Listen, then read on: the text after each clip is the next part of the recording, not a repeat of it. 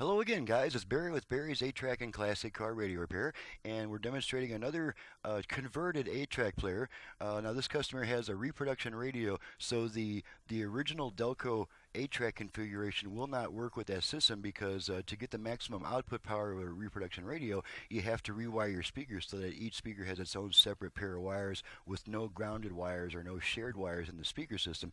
Now, the Delco, all the Delco 8-tracks, standalone 8-tracks, they force the common ground speaker mode because the speaker switching used to occur inside the 8-track player. It was set up for a common ground speaker system, and it cannot be made to work with a reproduction radio without tearing all the guts out and going back in with a new tape head preamp and actually much different electronics, which is what I do to these 8-track players.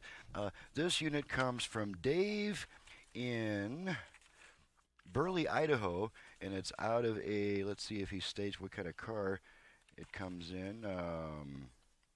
A 77 Firebird, so that's a pretty popular unit, probably a 22 AT411 or a 72 AT411. So we're just going to go ahead and pop a tape in, make sure everything works. I'll go over real quick what I do with a converted on an 8-track conversion. You lose the original connectors. We don't need the original connectors anymore, all that crazy wiring coming out. Let me see if I can lower the iris a little bit so you can make out the labeling. This is the output of the tape deck, which goes into the reproduction radio's aux input, and then I go ahead and add an aux input on the 8-track itself so that you can still use a portable audio device to feed music through your radio. You don't lose your radio's aux input just because there's an 8-track player hooked up to it. Anytime there's not a tape in the unit, your aux input will send the signal straight to the reproduction radio. So let's go ahead and plug this puppy in. Just like that, and then you've got a hot and a ground wire, and that's it. Much easier to hook up. And so let's just go ahead and hook our hot and our ground up, do some power, and then we'll pop in a tape.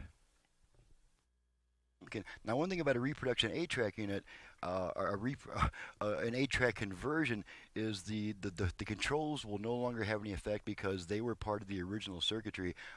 Whereas on a converted 8-track, all your controlling of volume, tone, and balance is done on your reproduction radio. So these controls no longer have any effect. The program change button does still work naturally because your radio doesn't have a program change button for the 8-track. So let's go ahead and pop a tape in here and make sure everything's working. Let's do some Anne Murray.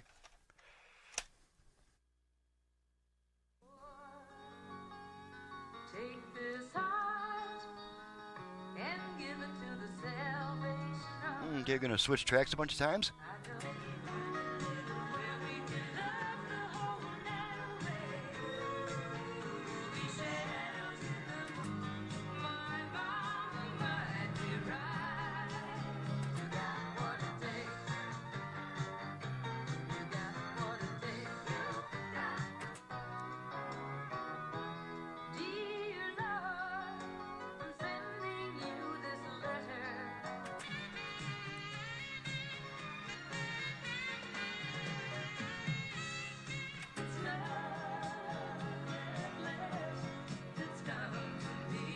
Okay, and so that this isn't too short of a video, we'll go ahead and pop in some Jeannie C. Riley too.